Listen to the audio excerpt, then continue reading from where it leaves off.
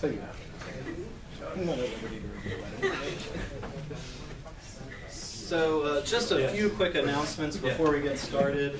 If you're interested in the other talks, you can find the full Illuminations schedule on the College of Liberal Arts website.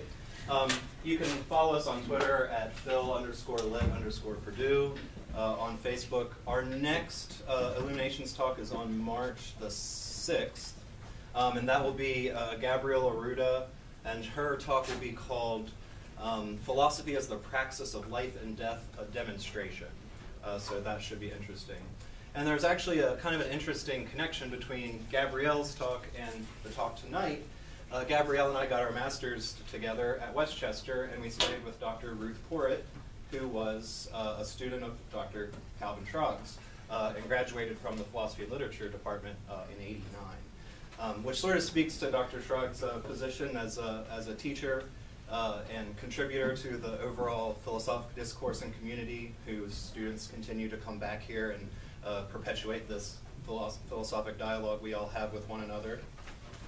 So with that, I'll just mention a few things about Dr. Schrag, who I'm sure you all know. He is let me get started here.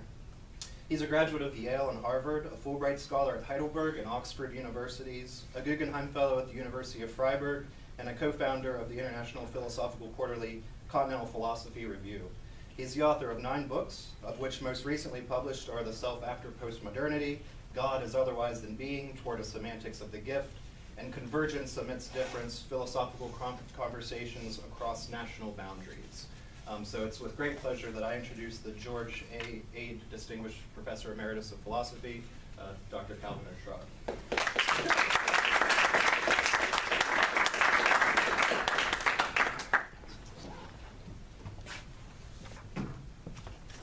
When Donovan asked if I'd be interested in presenting a presentation at the Illuminations meeting, he suggested that I might want to use a portion of some things from a work that I might be engaged in. Well, I'm not engaged in any major work at the present time. I've been out of the loop now for 14 years, having retired in the year 2000. And am struggling with keeping the meaning of to be emeritus from sliding into an equivocation with the meaning of to be and to be deceased. All right. Sometimes it is difficult to make a distinction between the two. So no, I don't have a portion of larger text that I would present to you. That's a good way to use colloquial presentations, incidentally. So what I've done is I've cobbled together a few reflections on communication as a role in philosophical discourse. And it's not something that is new. That is, philosophy and communication have been, if you will, bedfellows for some time. We, of course, remember Jürgen Habermas's massive 2-volume work on communicative action. And before Habermas, there was Karl Jaspers, who in the 2nd volume of his 3-volume philosophy devotes it pretty much entirely to philosophy of communication. Then coming closer to home, we have our own graduate, Eric Ramsey, who is currently Dean of the Honors College at Arizona State University, and actually did a kind of combined degree in philosophy and communication when he was here. Actually, he was one of the first in the more or less formalized program. Purdue University was the only university to establish a interdisciplinary program in philosophy and communication. Eric Ramsey was one of the first students in that area, and he has written on communication, and he is the editor of the series in communication and philosophy. which I think he's published something like 7 or 8 volumes at this point. This is a series that started at Purdue University Press, but has moved to Duquesne University, where it's getting a wider reception. Any case, and then just last week, I got my MIT Press list of books in philosophy, and lo and behold, here is Philosophy of Communication. Yeah, Philosophy of Communication. This is a big one, 688 pages. It consists of, I suspect, contributions from different authors. To philosophize is to communicate philosophically. All right. From its inception, refers to Socrates, Plato, and Aristotle, communication has been part of philosophy. Because philosophy and communication have belonged together from the beginning, and because philosophy comes into its own and solidifies its stance through communication, it is logical that we subject communication to philosophical investigation. Yeah, that's what I was going to do tonight. Yeah. Okay. So in any case, I haven't read this volume, so I can't be accused of plagiarism. I did prepare a paper, yes, and I did prepare an outline, and get an outline which lists sort of the major pivots, the major talking points as I move along in my reflection on the communicative turn in philosophical discourse. I don't like to read presentations, and I seldom end up talking what I've written, but I will make a special effort to stay close to the text this time so that we can have sufficient time for discussions afterwards. Okay, the communicative turn in the dynamics of philosophical discourse. Among other insightful ruminations of Michael Oakeshott, he is remembered for his one-liner, poetry as a voice in the conversation of humankind. This one-liner can readily be extended to the framing of the definition of philosophy, for philosophy too, in the ongoing conversation of practitioners in the art of philosophy from the time of the ancients to the medievals, to the moderns, to the postmoderns, and beyond, is properly to be understood as a voice in the conversation of humankind.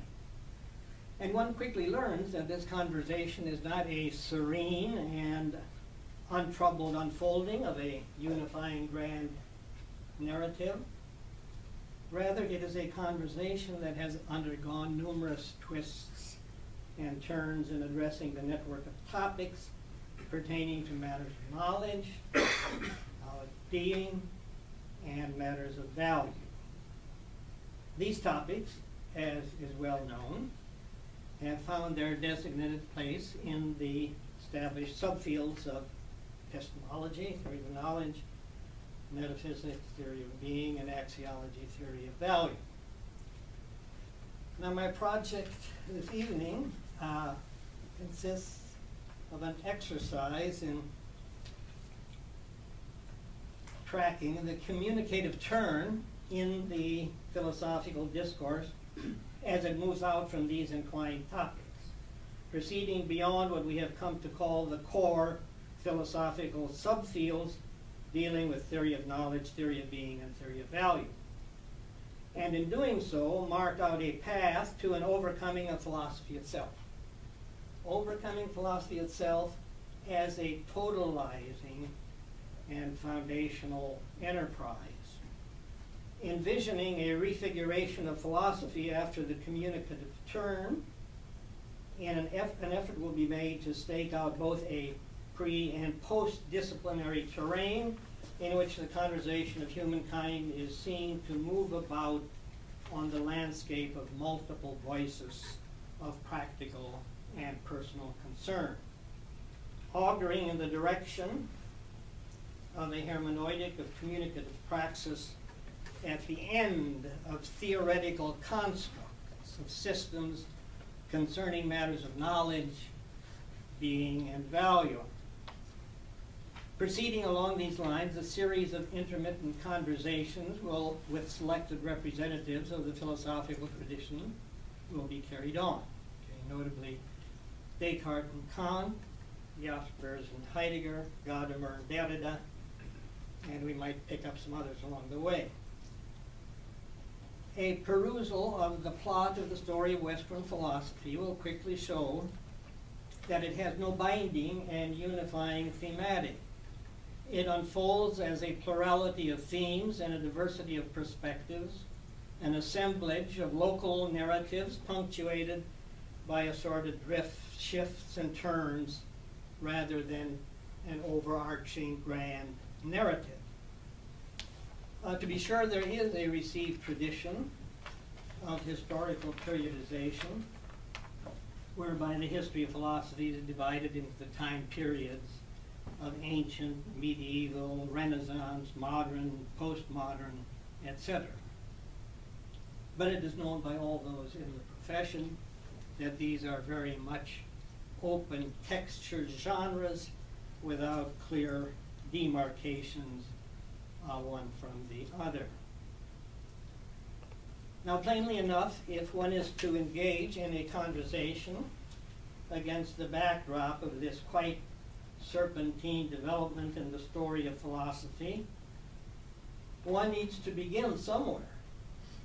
And this itself presents quite a challenge with a certain accompanying perplexity, because as one begins, one soon finds that one is always already begun, situated in the midst of an ongoing conversation with its conceptual zigzags, reversals, and transformations. So the point is, our beginnings are always contingent and arbitrary. There are no pure, pristine, untrammeled beginnings. Yet, we need to begin. And our arbitrarily chosen beginning is one of the more commonly referenced turns in the history of the discipline, namely the epistemological turn as initiated by Descartes and brought to a fulfillment of its genuine potential in the critical and transcendental philosophy of Kant. So, we begin with the epistemological turn. Thanks for supplying the water.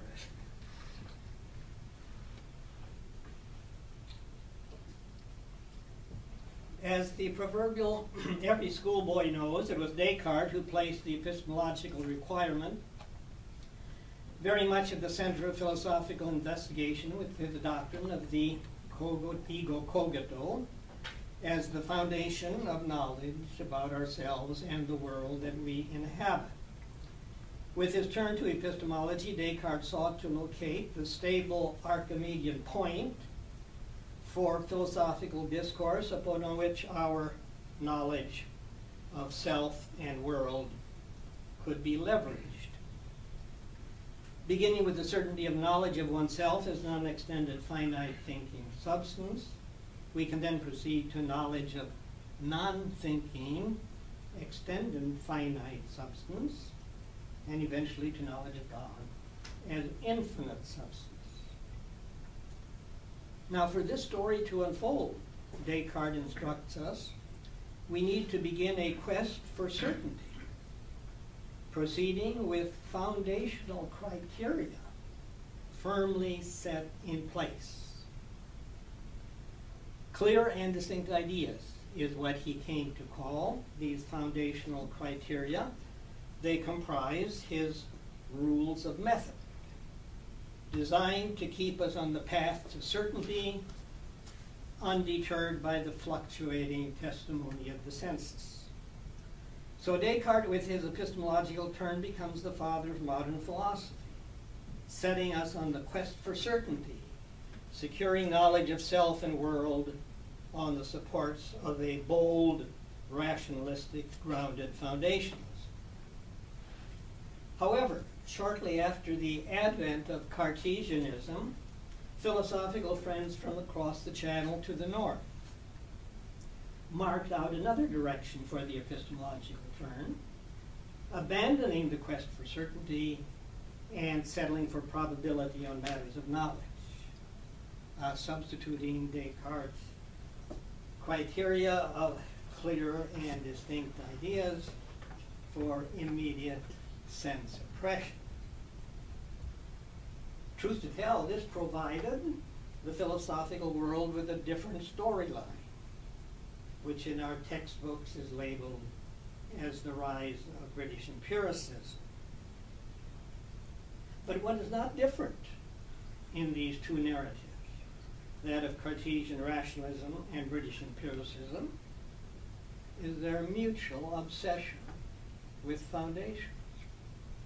Ideas rooted in concepts of reason on the one hand, and percepts based on sensory impressions on the other.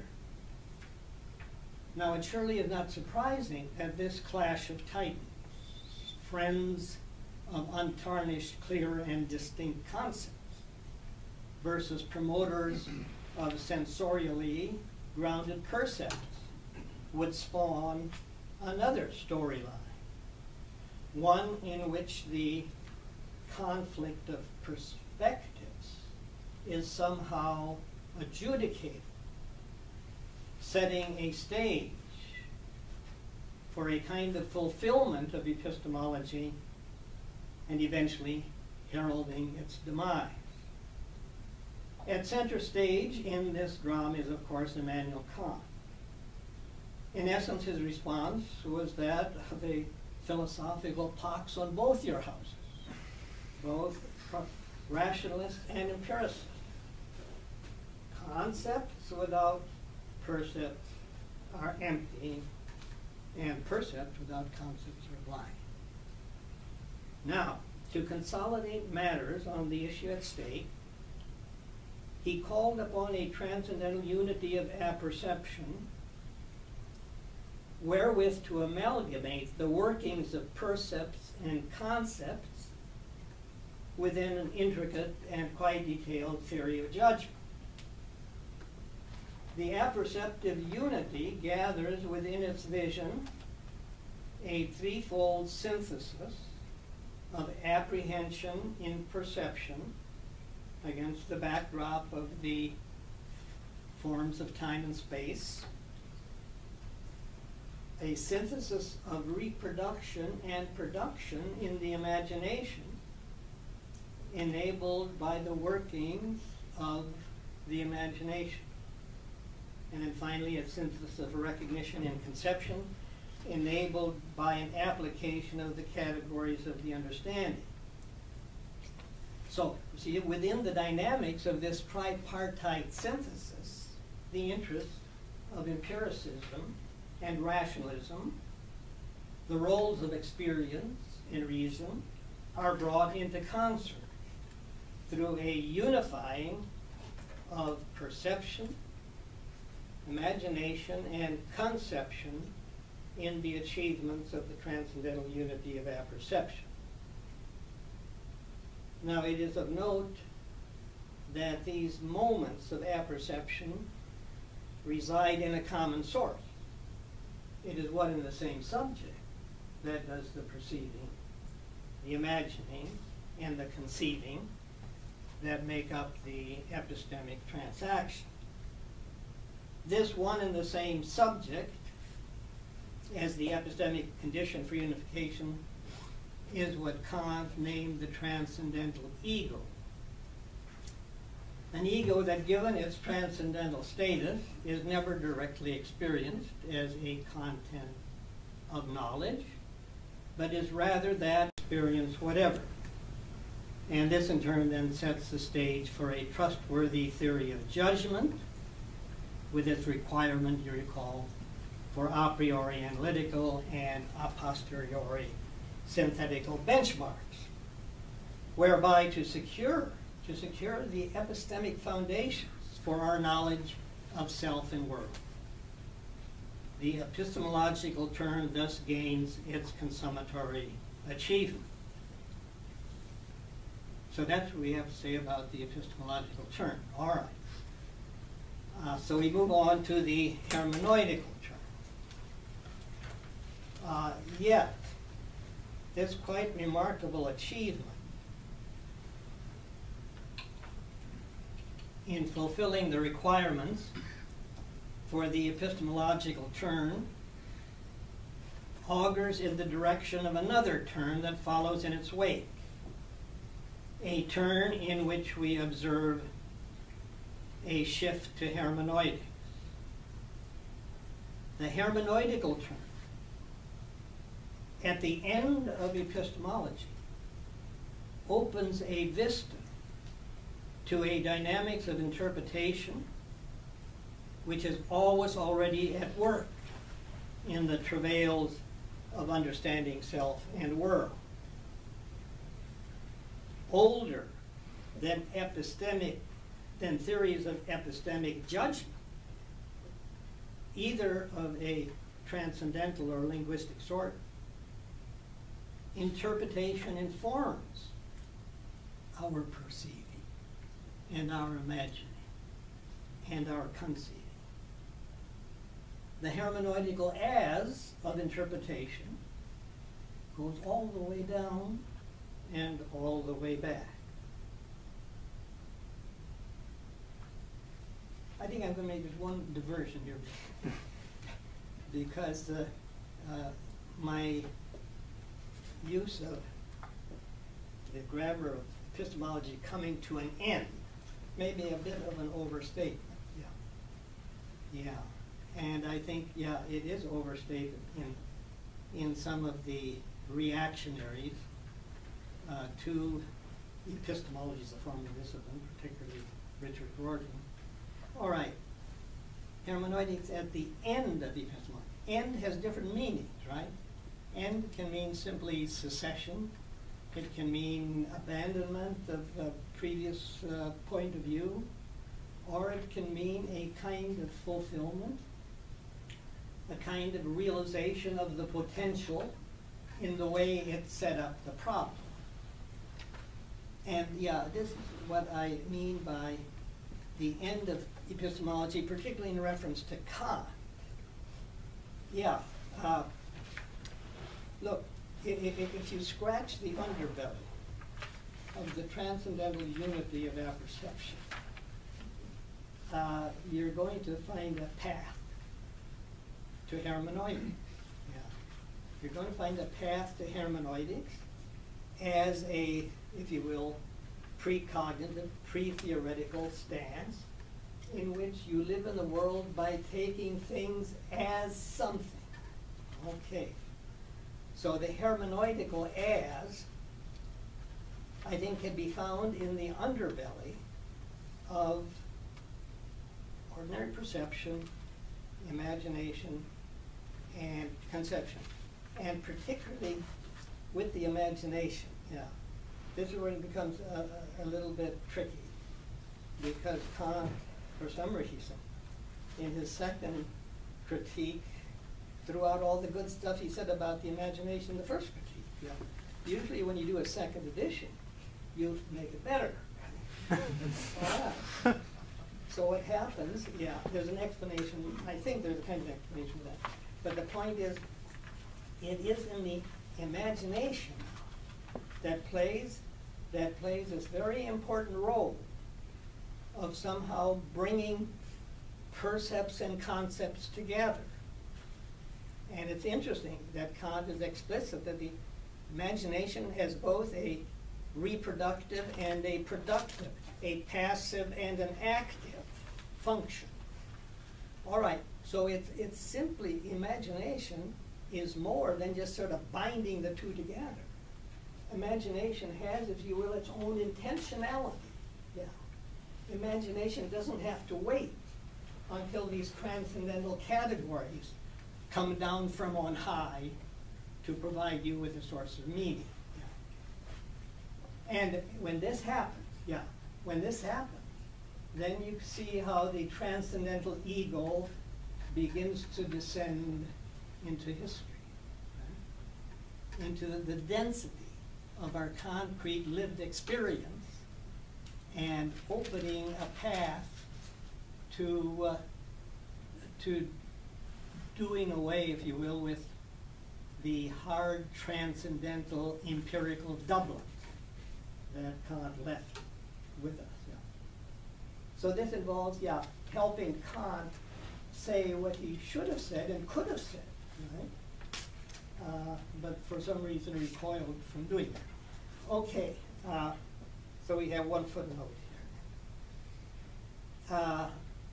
At this juncture, though, instead of continuing with Kant, I'm going to pick up a conversation with Heidegger.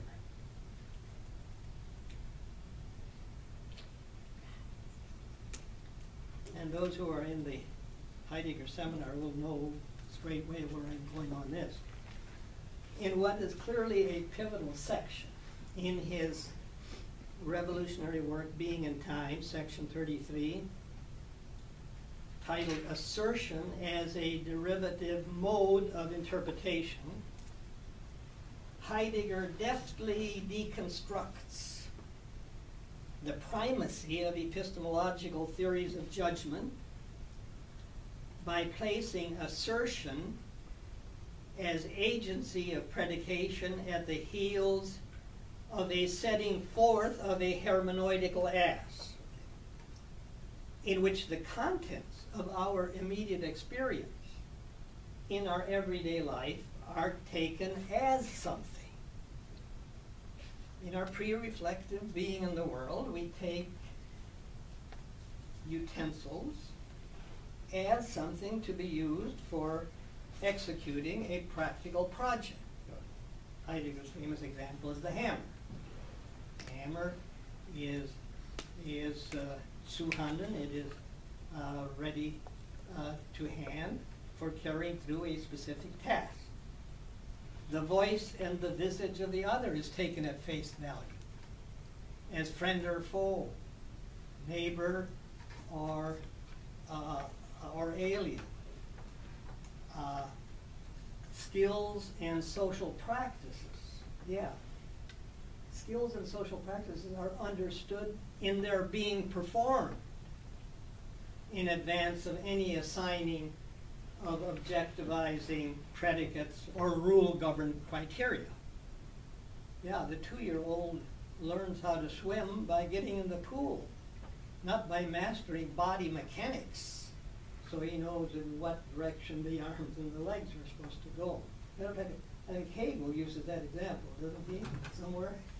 Yeah, the criticism, who's the skeptic who resolved not to go into the water until he learned how to swim. Any case, so this is the pre-thematic, pre-theoretical understanding that goes in the performance of the various skills and social practices. In the literature of mid-20th century phenomenological and existential thought, we find emphasis placed on what Edmund Husserl had already introduced as the dynamics of functioning intentionality. Intentionality is a structure of meaning, right? All right, he had this distinction between functioning intentionality, fungierendes intentionality, as distinct from objectifying act intentionality. A pre-predicative state of mind that is older, than a objectifying act intentionality. A pre-reflective orientation. Sartre picks up on this and distinguishes the pre-reflective and the reflective. A pre-reflective orientation that always travels with reflective distantiation, or what Heidegger himself calls a pre-conceptual understanding of being. All right, the task of being in time is to chase down the question as to the meaning of being. And he insisted we begin examining our preconceptual understanding of what it means to be, to exist in the world.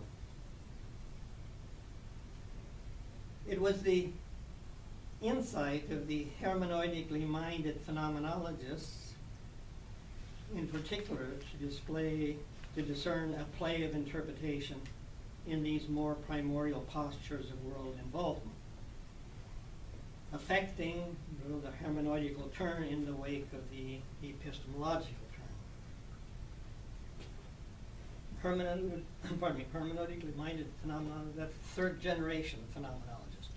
And here, particularly Merleau-Ponty, who is, I think, sorely neglected in recent literature on 20th century continental philosophy. See, he got to this with his notion of the lived body. The body as lived, not the body as object, right? The body as lived. And there's an interesting chapter in Phenomenology of Perception, the lived body as expression and speech. All right. Where he deals with, if you will, gestural communication. The shaking of the fist, the caress, the kiss, the smile, the frown. All right, these are, if you will, pre-thematic intentional disclosures instead of abstract qualities which somehow are attached to a pre-existing subject. So this is an aspect of communication, pre-verbal, gestural communication, which is very much part of what we do and say as we make our way about in the world.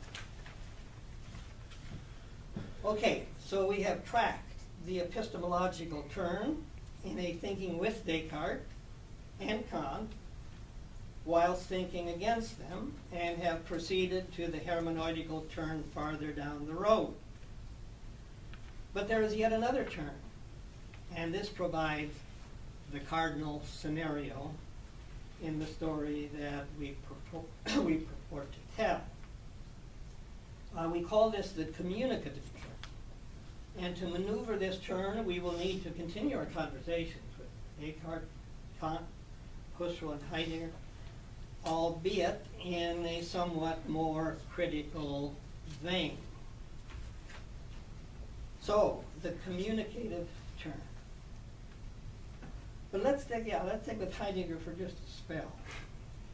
Critically engaging him in his sequencing of the three moments of interpretive understanding that he discusses in the critical section that I referred to earlier, which may indeed be that portion of text in which his project in this highly acclaimed work begins to break down. I say break down, that's too strong, not break down, but butts up against limits that were set by the project that he defined at the beginning. The point is this, in this section, he articulates the three moments of interpretive understanding. All understanding is already hermeneutical, it's already interpretation. There are no pure facts, only facts with interpretation. He articulates the three moments of interpretive understanding as showing forth, predication, and then communication. Showing forth is number one, predication number two, communication number three. After skillfully explicating how predicative judgments are derivative of interpretation, he does that. He does that very well. He then skewers the project of understanding by tacking communication on at the end of predication, somehow following in its wake. To be sure, there is here a communicative turn, right, that is of some import. But it does appear to be a mite short and a bit late, suggesting here that there is a sense in which communication is also somehow derivative. communication also becomes derivative of interpretive understanding along with predication. But if such is the case, there surely is a problem down the road. Communication would be prejudged as an instrumental-like vehicle for bringing to the attention of others that which one has gleaned for oneself in the move from showing forth to predication. See, it would be as though one were in the first moments to achieve an understanding of oneself and the world, and then proceed, time permitting, to give the information to someone else. Yeah. But this is patently an unduly restricted and anemic notion of communication. What is required is a more originative, a more robust, a more full-bodied notion of communication, which is ensconced in the showing forth of the very first moment of interpretive understanding. And aligned with this more robust notion of communication is a less reference-oriented concept of language than that which functions as the third structure of his analytic of the being in of Dasein. All right, now this, yeah, I pointed out, and I probably overemphasize it because there are ways in which you can save Heidegger's project. Do it a number of ways by interpreting these moves here as intercalated moments rather than as stages. And also, and this is probably the more common way, is to say, all right, so Heidegger butts up against a problem here which he will have to leave as is until he moves on to Heidegger 2 and beyond. Okay. But it does strike me that there's something not quite right here with respect to the placement of communication. The central point at issue in our current exploration is that in repositioning communication so that it antedates predicative judgments and indeed any full-scale epistemological theorizing on how to justify claims for knowledge, we encounter the first transformative consequence of the communicative turn. Communication is veritably constitutive of knowledge. Communication is constitutive of knowledge. It is always already at work in the setting forth within the travails of interpretive understanding. In this shift to a more robust notion of what it means to communicate, we observe the demise of epistemology as a foundational enterprise. On that point, I think Rorty was correct.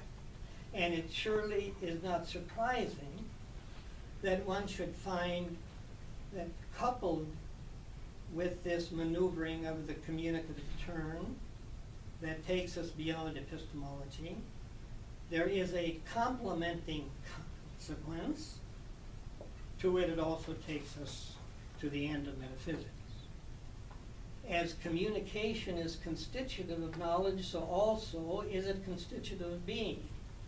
In proceeding from the ego cogito in the epistemological turn to communicative praxis as precognitive world involvement, we discover that our inquiries into the being that we ourselves are, the colloquy ergo sum, is older than the cogito ergo sum. We converse and communicate, therefore we are. Communication is inseparable from an understanding of the being that singularly defines us. As communication is constitutive of knowledge, so also is it constitutive of being.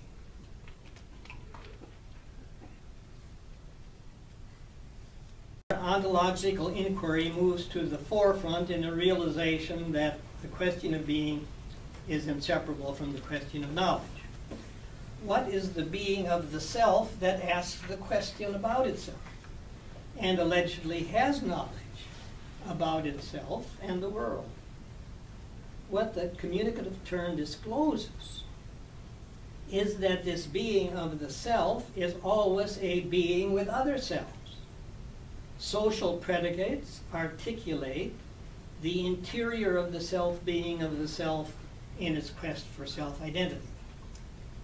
And here we have especially Karl Jaspers to thank for putting us on the path to this second consequence of the communicative turn, pointing us to a landscape beyond traditional metaphysics to a full-bodied philosophy of communication. In his short essay on my philosophy, he sums up the matter at issue with a remarkable conciseness. This is the summary of the 300-page second volume of his philosophy. The thesis of my philosophizing is the individual cannot become human by himself. Self-being is only real in communication with another self-being. Alone, I sink into gloomy isolation. Only in community with others can I be revealed in the act of mutual discovery. Here we learn that self-being is inextricably entwined with another self-being in the quest for mutual discovery. As communication is constitutive of knowledge, so also is it constitutive of being. And as the question about knowledge is freed from its pre-legislated epistemic criteria, so is the question about being liberated from a concept of identity that continues to trade on the metaphysical construct of a self-subsisting substance, obscuring the meaning of the being that each of us in our communal existence singularly are by mistaking it for the meaning of being in one of its categorical representation of inert objects and things. The question about a self-identity, won through the struggle of self-constitution, is of a different sort than is the question about the self-identity of external objects and things. Paul recurs distinction between idem, identity, and ipsa, identity, can be particularly helpful at this juncture. The former, idem identity, is an objective criterion of identity designed to zero in on a perduring sameness immune to temporal becoming, using as its touchstone the oneness of numerical identity. It seeks to locate that which is immutable in the nature or the essence of the observed entity, be it one of a natural kind, mountain trees, or an artifact. What is called upon here is to identify the object in question as a metaphysical anchor of sort, an abiding substratum that somehow remains the same as its attributes undergo variation. That there are intrinsic problems in the appeal to a concept of idem identity, even in our quest for knowledge of external objects of things, has, of course, already become evident to us all, particularly since David Hume's devastating critique of the very concept of substance as an item in a metaphysical inventory. However, what is of singular importance in our account of self-identity is that idem identity is not the only candidate on the slate. there is also personal identity, my identity. The identity that each of us in our communal togetherness share, and which is an achievement in our struggle with the temporality of our finitude. Personal identity is an achievement. It's the result of an existential self-constitution, rather than a kind of pre-given abiding substrate. The decisiveness of the communicative turn in the aftermath now of the metaphysics of idem identity becomes apparent upon recognition that personal identity and communal solidarity travel side by side. And here one as well should recommend a shift away from a what question to a who question. It is no longer a question about the what of a pre-existing essence or immutable substratum, but rather a question about a who that discovers herself, discovers himself, constitutes herself, constitutes himself in the dynamic of communicative practice. All was an emergent from communicative discourse and action, never a foundational subject.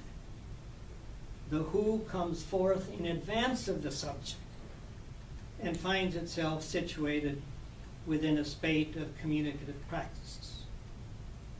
I exist only in community with others, says Jaspers. In agreement with him on this score, we are now able to consolidate, you see, our reflections on the matter into the truth of a non-foundational colloquy, ergo sum. All right, one more section left for the communicative ethics. I think this was on the outline, wasn't it? Yeah. Okay. All right, toward a communicative ethics.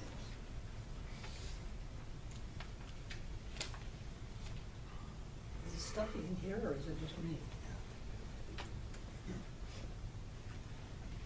The entwinement of personal identity and communal solidarity pushes on to a yet wider terrain in the adventures of the communicative turn, soliciting resources of hermeneutics as from bottom-up social and cultural, auguring toward a historicity of being in which narrative assumes an all-important role. Self-being is not only entwined with another self-being, as Jaspers has urged, it is also tethered to historical self-consciousness. The communicative turn, in its move beyond metaphysics, encounters the demand for a cultural hermeneutics to sort out the meaning of our historical inherence. As we take stock of the fortunes of the transcendental ego as it descends into history, taking on the flesh of embodied being in the world and living amongst other embodied beings, the requirement for a narrative understanding of self-being and other self-being is brought to attention. Narrative is called upon to consolidate the stories that have already been told, recalling interpretive understandings of who we have been, and forging ahead to new possibilities of interpreting understanding in stories of who we have yet to become. It is against the background of the narratives of our social interaction and historical consciousness that the third decisive moment of the communicative turn becomes visible, namely the foray into a communicative ethics, in which traditional value theory, with its assorted doctrines of moral ends, virtues, duties, and rights, undergoes a transvaluation. The pivotal question thus becomes, how does the communicative turn impact the ethical? What becomes of ethics along the path of deconstructing epistemology and metaphysics as foundational disciplines? In the shift to the hermeneutical and historical situation of our discourse and action, what role does ethics play in the interaction of self-interpreting speakers and actors? The general marker in this transition is a move beyond value theory to what I've come to call an ethics of the fitting response. As the communicative turn heralds the end of epistemology and metaphysics, so also it marks the demise of axiology, theory of value. From earliest times, philosophers have assumed that one of their tasks is that of finding a place for value. Such quickly became an item in their job description. Within the wider scheme of things, the fact-value dichotomy has been firmly entrenched in the history of philosophy.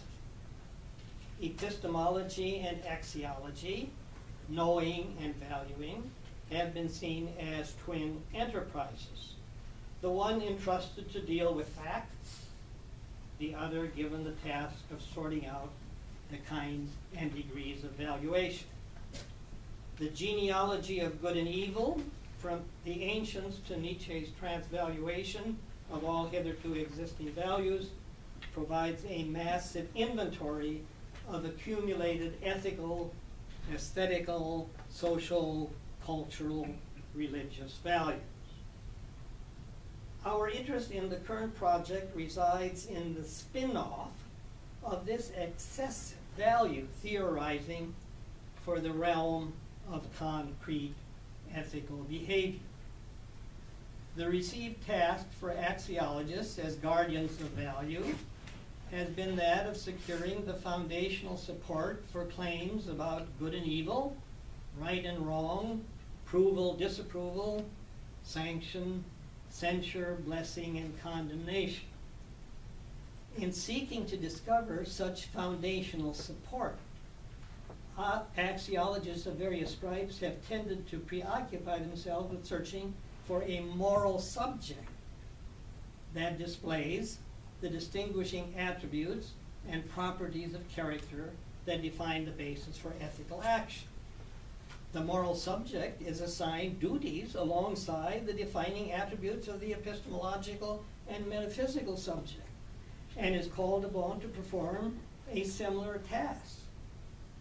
In this case, providing a foundation for moral behavior. But as foundationalism has had at best mixed results in the subdisciplines of epistemology and metaphysics, so also is this the case in the area of ethical theory and value theory more generally. The claim for a foundational moral entity encounters problems similar to those encountered in one scrounging around for an abstract foundational epistemological and metaphysical subject. So again, we are required to suspend inquiry into a foundational subjectivity and submit the question, who comes after the demise of the subject, be it epistemological, metaphysical, or axiological? As the communicative turn wended its way around the quandary of nailing down the essence and accompanying attributes of an ego cogito, so also it frees one from the scaffolding of a moral subject somehow supporting moral attributes, in the form of a table of virtues or a kind of prefabricated teleological design. To define this elusive moral entity, the axiologist ascribes to it a cluster of attributes and properties as though it were a being with an idem identity marker, the identity of an inert object existing alongside other inert objects, and thus becomes ensnared in the category mistake of representing a phenomenon belonging to one logical type when in fact it belongs to another. Now, in calling into question the very grammar of a given essence defining a moral subject, we are able to follow the communicative turn to the historical situatedness of a moral agency that outstrips any categorical entitative status.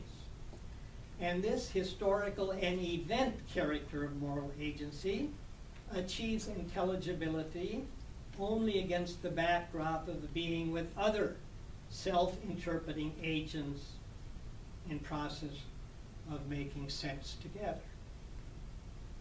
It is against this backdrop that the ethical moment appears as a requirement to the discourse and action of other self-interpreting agents in a proper or fitting manner. This is the requirement of ethics as a fitting response to prior discourse, prior action in the maneuvering of the communicative turn. Now, plainly enough, a detailing of the topography of the fitting response requires that one give attention to some principal requirements, and especially three I'm going to select for a brief comment. One, the need to continue the conversation with our philosophical interlocutors in the tradition. Two, spelling out the primacy of the practical over the theoretical.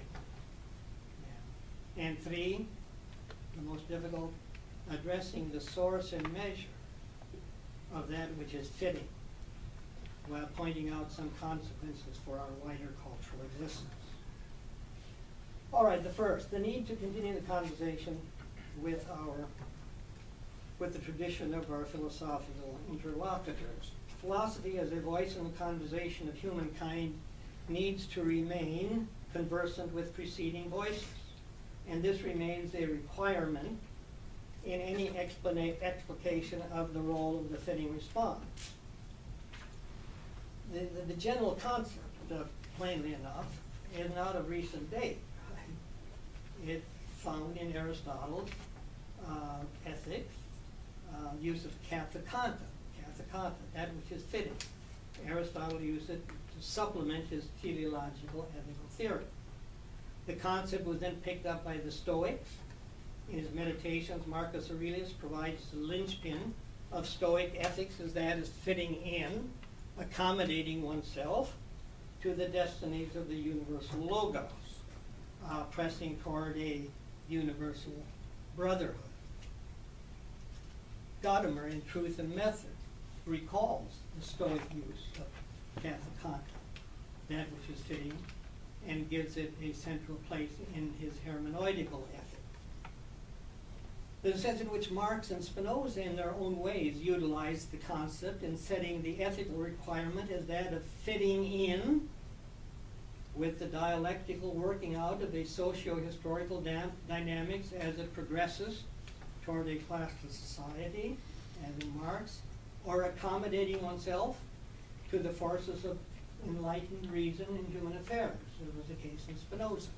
So the point is, we find in the history of ethical thought recurring intimations, if you will, at times quite explicit indicators of the relevance of the fitting for our ethical life. Continuing our conversation with the ancients and the moderns, albeit with deconstructive intent, we are disposed to call into question the criteriological foundationalism that has traveled with the received typologies of ethical theory. Now, the more common of these typologies, as you all well know, that have made their way into the burgeoning textbooks on ethical theory are, of course, the teleological, the deontological, and the utilitarian, which along the way spawned various modifications and combinations, including egoistic, libertarian, virtue ethics, and the list goes on. Very difficult to get one's arm around the latest ethical theories in town. Now, the central point of issue is that in the doctrinal formulations of this traditional and current ethical theorizing, there is a fixation on a universalizing and territorializing that elevates ends, duties, rights, personal and or social goods to an uncontestable privilege in the grounding of ethical action. Each theory, makes a claim for universal criteria designed to ground moral judgments. These universal criteria are then passed on as moral absolutes. Now, the project of a deconstructive strategy, as it applies to the ethical, is that of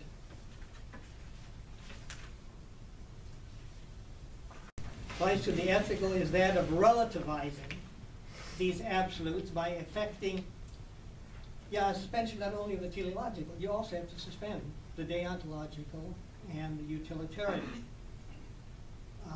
This does not entail, however, an elimination of interpretations of what one might consider the proper ends of human existence, or the acknowledgement of duties and human rights, or questions about the good society, but it does reconfigure these multiple ethical markers within a matrix of relativity that provides a sheet anchor against any imperialism of ethical theorizing, whereby one of these claims becomes ultimately normative.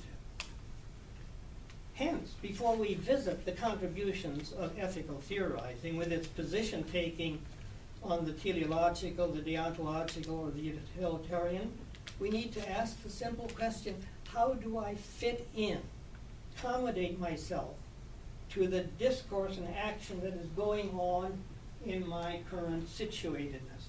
How do I respond to the otherness of the other, to her thought, to her social practices in our surrounding life world?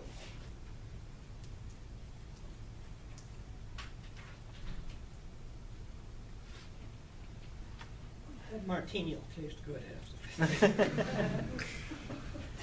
Admittedly, there will be conflicts of interpretation amongst the several voices of otherness, each highlighting differing perspectives on the meaning and role of ends, duties, rights, good virtues, etc. But one is able to manage the ensuing conflicts of interpretation by suspending claims for universality as one works out strategies for a transversal thinking and communication that proceeds beyond the troublesome metaphysical dichotomies of the universal versus the particular, the absolute versus the relative, the necessary versus the contingent, solid rock consensus versus agonistic dissensus. It is from these metaphysically buttressed dichotomies that transversal thinking and transversal communication, as a convergence without coincidence, conjunction amidst different, that's what we mean by transversality. A coming together without becoming a coincidence, but that which one meets along the way. Conjunction, yes, but amidst difference. Within the transversal landscape, the multiple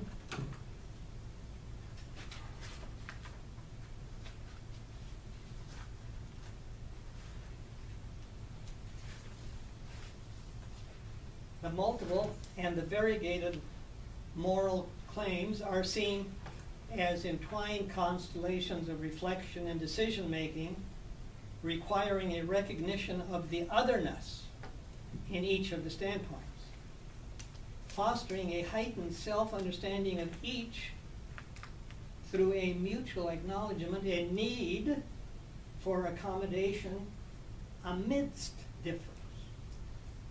All of this, you see, portends an aggressive move now to the practical and the pragmatic beyond the stultifying constructs of pure theory. More specifically, it solicits a move to the landscape of communicative praxis in which the voice and the action of the other antedates one's own ruminations. This is what sets forth the inaugural question for ethical reflection and action. What is the fitting response to the otherness that is in our midst? How does one respond to that which is going on in the discourse and action of others? Yeah, this is the heart of the ethical question.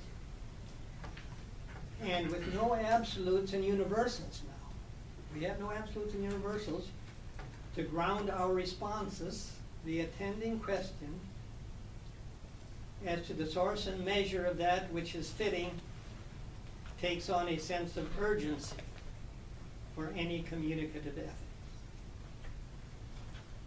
The encounter with otherness, The facticity of multiplicity and difference is irremovable. We respond to this multiplicity and otherness in our personal and social existence in search for a politics of difference that nurtures a convergence without coincidence, which is then able to take on the mantle of what Derrida provocatively called a politics of friendship. Yeah, a politics of friendship, title of one of his books. A politics of friendship that finds its source and measure in the gift. What is required, says Derrida, is the gift of a friendship beyond all comradeship. And such becomes a quite transcending and in the end a quite impossible goal of our historical ethical existence.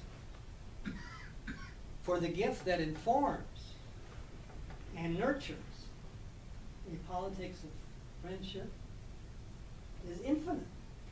Is infinite. So Derrida continues.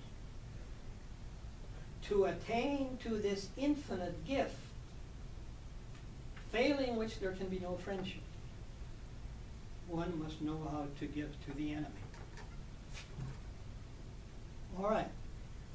The source and measure of the fitting response here issues from an economic transcendence, beyond any giving within an economy of exchange relationships in which there is always the expectation of a return of the same or something similar.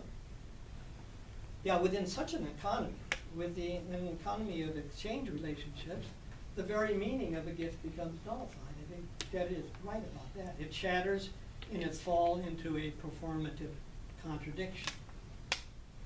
Now, it is of course not surprising that this talk about an infinite gift that underwrites a genuine politics of friendship calls to mind a related perspective on gift giving and gift receiving in Kierkegaard's unsurpassed works of love. There too, the workings of love as the source and measure of a fitting response takes on the lineaments of a transcending event in the rough and tumble of terrestrial affairs. And to quote from Kierkegaard, therefore the one who truly loves the neighbor loves also his enemy. The distinction, friend or enemy, is difference in the object of love, but love for the neighbor has the object that is without difference. The neighbor is the utterly unrecognizable dissimilarity between persons and is the eternal equality before God. The enemy, too, has this equality. So, Kierkegaard and Derrida become somewhat unexpected bedfellows, right? Yeah. In pointing us to the source and measure of that which is fitting. A source and measure beyond any economy of distribution and exchange. Beyond a giving that remains somehow conditional upon something to be given back. A giving that is itself unconditional and encompassing. A gift that expects no return.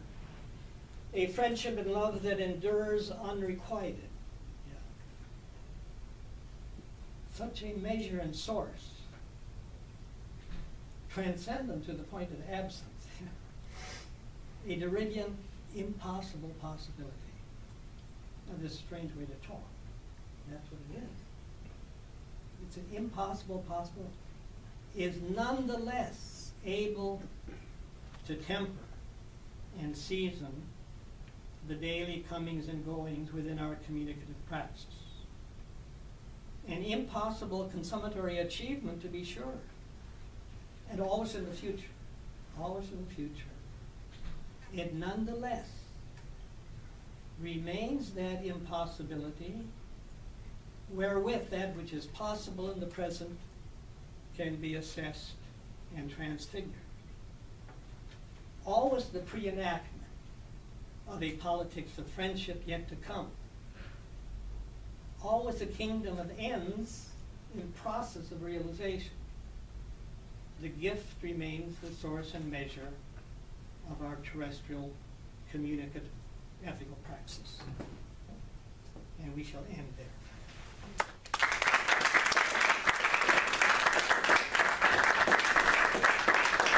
Well, I didn't know. I mean, I had it verified. I just like for a second I was thinking about it.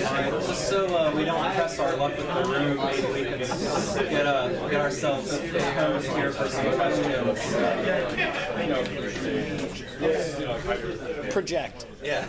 Come from the diaphragm if you want them to hear. It's really bellowing out there. I got it. Yelled him anyway. Just to be safe. Yeah. I just want to thank everyone again for coming, and your, of course, continued attendance always helps us with the Illuminations lecture series, and we very much appreciate it. So I'll turn the floor back over to Dr. Schrag, and he can field his own questions. So whoever might want to start. I see. You have an eager participant, Dr. Schrag. So I like a lot of the story, right? You know, particularly the grounding of the epistemological problematic in pre-reflective modes of life, common modes of life, the hermeneutic turn, right? That all makes a lot of sense to me. I think I'm even on board once we get to the fitting response, right? Particularly once you start to say that there's this sort of Aristotelian provenance of it, right? Or resonance of it, if you want to put that. But then I can't fit any of that stuff together with the grammar of the gift, right? Because there it looks like I'm all of a sudden transcending all of my pre-reflective experience towards some fundamental event outside the conditional economy that is my ordinary life. I'm talking about something impossible, whereas, you know, most of my life has to do with the possible. So can you help me with that, right? Okay, yeah. There are two moments in the workings of the gift. One is the very concrete, everyday understanding of the gift. Yeah. I used to give gifts to my daughter for Christmas. I still do. Look, we give gifts all the time. Mm-hmm. So gift giving is very much part of our pre-reflective, everyday moving about in the world. Yeah. But now there is a problem with the understanding of that gift. And Nietzsche was one of those who helped us point that out, among others, in that in turning gifts into something that becomes a debt for the receiver, which requires repayment, is to sacrifice the very meaning of a gift. And that's why people like Bourdieu, for example, and Derrida criticized Mauss in his classic study on the gift, where he studied gift exchanges in primitive societies, where it was structured into the, if you will, in the economy, that it was something that they were required to do. And the question then arose, in what respects can a gift be genuinely a gift without soliciting a return? Yeah. And that becomes a kind of, if you will, commentary on the limitations of gift giving. I think Derrida's mistake on that was that he kept understanding the gift as gift giving in the context of being centripetal, always coming back to the giver, right? But if you understand the gift giving as centrifugal, you have a different state of affairs. So receive a gift you don't return it in kind, you give it to the other. You give it to the third party. And that then can become a kind of, if you will, a basis or inspiration for a sense of community, a sense of community. So in any case, on that level, on that level, I think we can make sense of a gift that has meaning, but only if it's given to the third party. Now, there is the other, if you will, dimension of the gift, when the gift is understood, as Derrida puts it, as infinite, as a call for a friendship, which given the frailties of human existence can never be fulfilled. So there the gift becomes an economic. Yeah. It is outside of any kind of give and receive relationships. And the same thing with Kierkegaard's notion of love, yeah, which requires loving one's enemy. Can you love your enemy? Yeah. All right. Given the situation of human finitude, that remains an impossibility. So, Derrida is explicit on that. Kierkegaard, I think, suggests it. Yeah, this bit of loving your neighbor as an enemy is an unachievable goal given our fractured finiteness. Yeah. But there is a sense in which it still plays the role, does it not, of providing a quasi-transcendental condition for doing that which is possible. Impossibility. I think Marion has something to say about that. It's also difficult to analyze, but in any case, the notion of impossibility. Yeah, that which is impossible can function as a kind of condition for understanding that which is possible. So that's how I would connect the gift. But then I guess, so why isn't that a return to the worst of modern ethics, right? I mean, that sounds like Kant's account, right? It's impossible to be fully virtuous, Yeah. right? But we've got to have that in the background in order to actually be virtuous. I mean, why? I would have thought the message of the lesson of the story you're told is we don't need that transcendental story at all.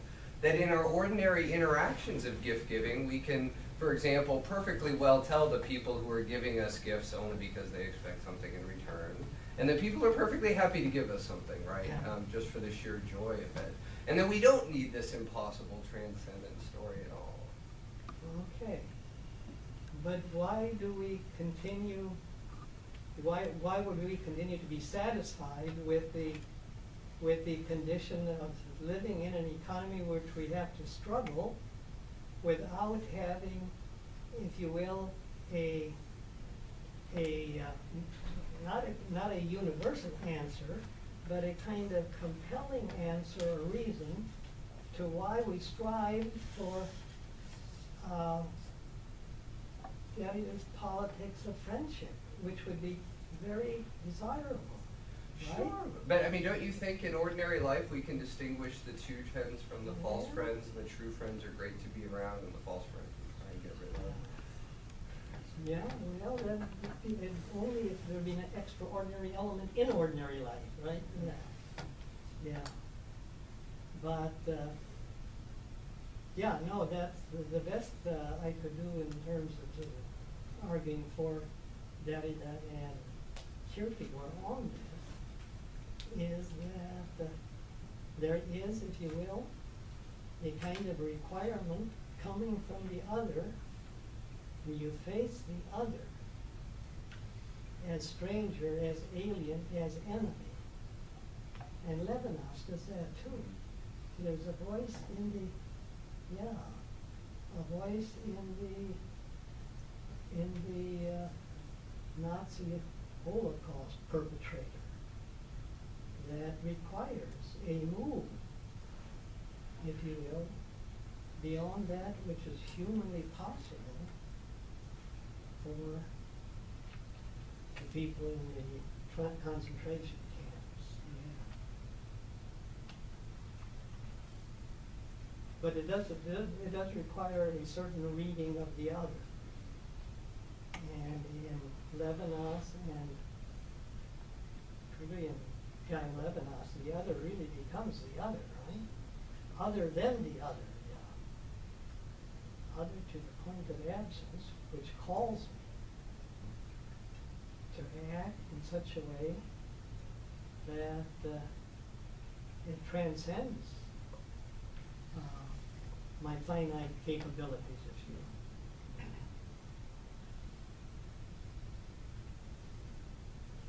Yes? Thank you for your talk tonight, Professor Schrag. The general form of my question is, how important is the imagination to your project of communicative ethics? And more specifically, if the existential hermeneutical as is an important catalyst for the communicative turn in philosophy, is the as-if power of the imagination, as passively mentioned by Kant and then really developed in a full-fledged manner by Paul Ricoeur, also important to your project, the as-if power of the imagination? Yeah, okay, there are 2 or 3 questions that you're asking. Yeah. First of all, the function of the imagination here, yeah, in terms of the ethical question, that's an important issue. First, work it out in terms of the importance of the imagination for Kant's unity of apperception, wherein the imagination is at once reproductive and passive and productive and projective, all right, which provides the imagination there with the duty of somehow bringing the remembered percepts and the anticipated concepts into a unity. All right, and there it performs a positive function. The imagination has a kind of innate intentionality, and of course Husserl saw that and developed his notion of the active and the passive constitution in perception on the basis of imaginative variation. All right, so you perceive a house, and you want to answer the question of what it is that you are perceiving, and to achieve that, you have to use the imagination to vary the different possible profiles of the house from the front, the house from the back, the house without shutters, the house with shutters. All right, so there the imagination performs a functioning of at least pre-thematic intentionality. Now, as that occurs in the perception, in the act of perception, where you unite that which has been, past percept, and produce a context in which you consider future projects, that fits very well into ethical self-consciousness, which is at once a remembering of its past and its responses to the facticity of the past and its projection into possibilities of the future. So I would say that what the imagination does there in both cases, in the phenomenon of perception and in ethics, it provides if you will, a lived temporality in which the meanings at issue become intelligible, take on meaning in some form or another.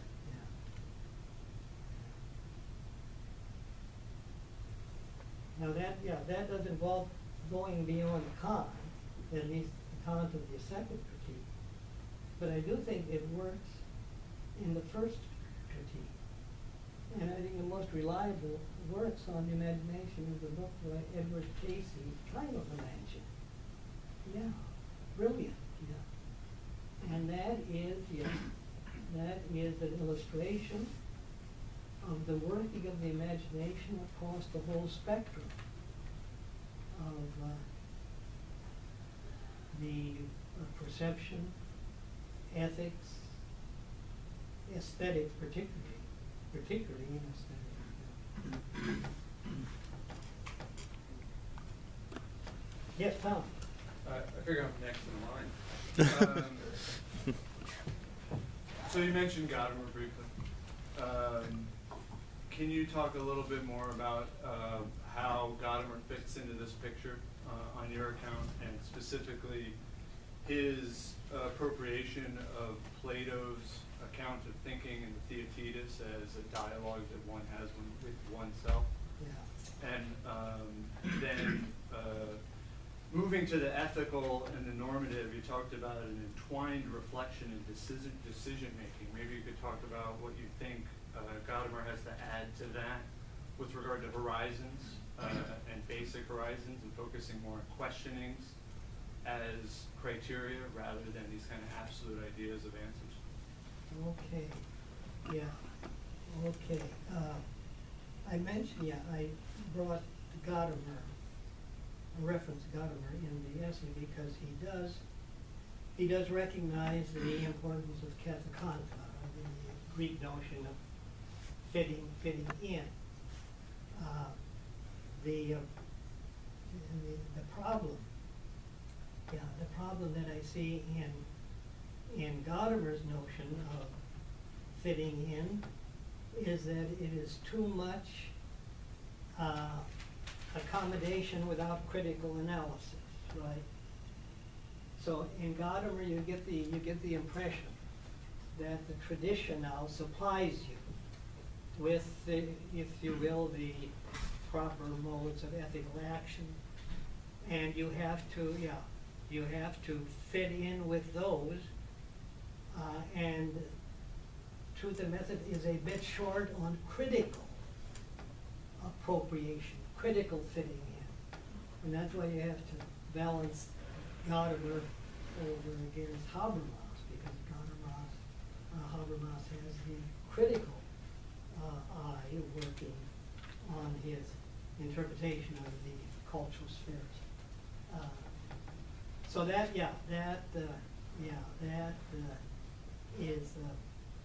is how ethics worked itself out in Gadamer. There's a more recent piece on conversation, which has just been translated 3 or 4 years ago. In which Gadamer does introduce, a critical moment in our appropriation of the tradition.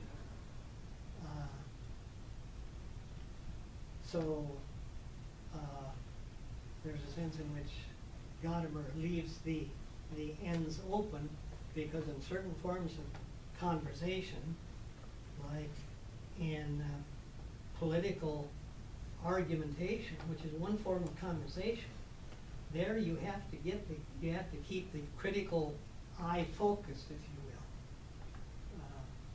will. Now, how that relates to Theaetetus, the notion of self-knowledge in the Theaetetus, and that is, he makes much of Plato's positive notion of dialogue, wherein the self-knowledge buys into the contribution, the being with the other. So that would be, that'd be how he could retain his high regard for Plato. And of course, he was first and foremost a Plato scholar. That's how he made his name. But in any case, on the imagination, I think that's how you could work it. Oh, you had another question, Tom. No, you fairly answered it. I was just going to ask about basic horizons and relative horizons, but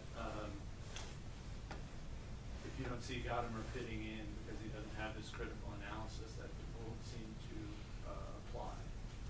Yeah, yeah. The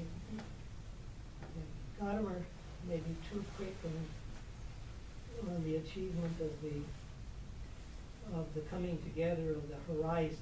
Yeah, right. Yeah, how does he go into Fusion.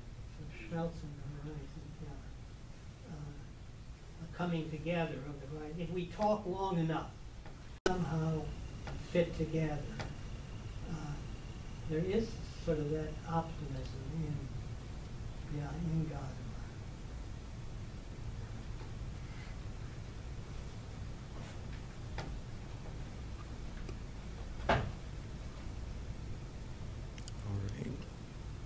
If no one has any more questions, I think we'll adjourn then.